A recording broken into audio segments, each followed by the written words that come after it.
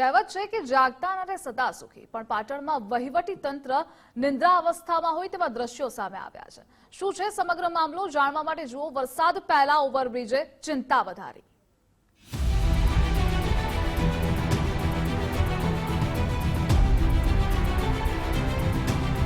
વધતી જનસંખ્યા અને વધતા ટ્રાફિકને ધ્યાનમાં રાખી ઓવરબ્રિજ બને તે સારી વાત છે, પણ ચિંતા તો ત્યારે ઊભી થાય છે જ્યારે વિકાસના કામોની ગતિને વેગ આપતા આપતા હાલાકીનો પહાડ નજરો સમક્ષ આવી જાય।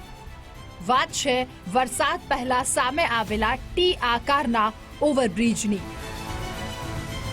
ચોમાસું માથા ઉપર છે અને ચોમાસું જ્યારે ચાલુ થાય અને 2-3 ઇંચ વરસાદ પડે ત્યારે આપણી સામે દેખાતું ગરનાળું પાટણનું જે અવરજવર માટે પાટણનો એક જ રસ્તો છે જે બંધ થઈ જાય છે।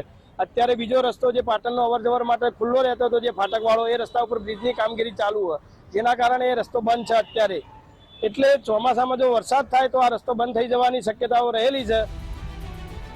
પાટણ શહેરના TB3 રસ્તાથી શહેરમાં પ્રવેશવાના માર્ગ પર ઓવરબ્રિજની કામગીરી ચાલુ હોવાને કારણે આ માર્ગ બંધ કરવામાં આવ્યો છે। હાલ વાહનોની અવરજવર કોલેજ રોડ પરના અંડરપાસમાંથી થઈ રહ્યો છે।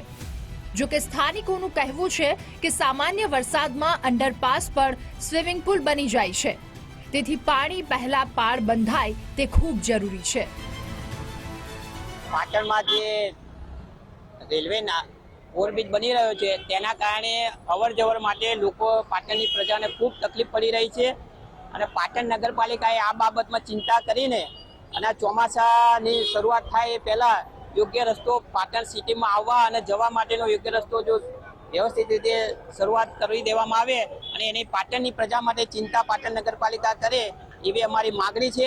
આ સિવાય વિદ્યાર્થીઓ અને અધિકારીઓ માટે પણ અધિકારીની જે સરકારી કચેરીઓ છે તે કચેરીઓ પણ રાજમહેલ યુનિવર્સિટી રોડ ઉપર આવેલી છે। વિદ્યાર્થીઓની કોલેજો, શાળાઓ પણ આ રોડ ઉપર વધારે આવેલી છે। તો આ રોડ જો ભરાઈ જાય તો વધારે પડતી વિદ્યાર્થીઓ તથા સરકારી અધિકારીઓ તથા દર્દીઓને પણ તકલીફ થઈ શકે છે। તો સ્થાનિકોની રજૂઆત અને પાટણની ભૌગોલિક સ્થિતિને સારી રીતે સમજતા ધારાસભ્ય કિરીટભાઈ પટેલે પણ મળેલી ફરિયાદોને પ્રમુખ સ્થાને રાખતા મુખ્યમંત્રીને પત્ર લખ્યો છે અને જરૂર પડશે તો જિલ્લા કલેક્ટર કચેરી સામે ઉગ્ર અવાજ ઉઠાવવાની પણ તૈયારી દર્શાવી છે। મેં 1 વર્ષથી રજૂઆત કરી છે કે રેલવેના ફાટકની બહાર જીલ સોસાયટીથી માંડી 400 મીટર અને જે પીટીસી કોલેજનું નારું છે ત્યાં 400 મીટર 800 મીટર જેટલો રોડ બનાવવામાં આવે તો પાટણની જનતાને મુશ્કેલી થાય એવું નથી, પરંતુ આ નગરોળ તંત્ર કંઈ સાંભળતું નથી। એના માટે મેં આજે મુખ્યમંત્રીને રજૂઆત કરી છે અને જરૂર પડે તો અમે કલેક્ટર કચેરી ખાતે ભૂ હડતાલ પર પણ બેસીશું। ચિત્ર જ્યારે વિચિત્ર સ્વરૂપે સામે આવે ત્યારે મીડિયા પ્રજાના પ્રાણ પ્રશ્નોને પ્રથમ વાચા આપે તે સ્વાભાવિક છે। ત્યારે જોવું એ રહ્યું કે પાટણનું વહીવટી તંત્ર પાણી પહેલા પાળ હવે કઈ દિશામાં બાંધે છે।